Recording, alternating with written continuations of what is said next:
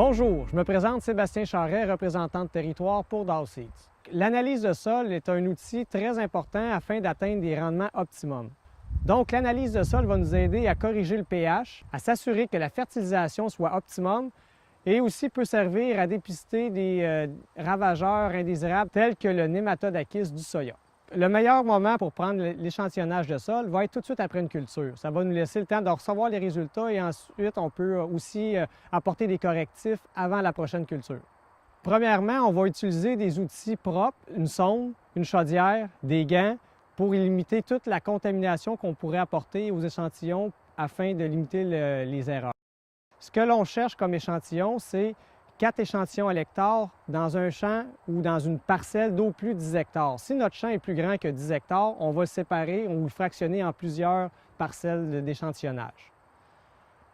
Ce qu'on cherche comme échantillonnage, c'est un trajet aléatoire en zigzag. On va rentrer notre sonde d'environ 6 pouces ou 15 cm dans la partie où les racines vont bien se développer. Donc, ce qu'on va rechercher quand on va faire nos échantillons de sol, c'est de l'uniformité. Lorsqu'on a deux types de sols qui vont varier, ou juste la topographie aussi, on a des dessus de butte, des creux dans le champ, on va séparer ces échantillons-là afin d'avoir des analyses le plus précis possible.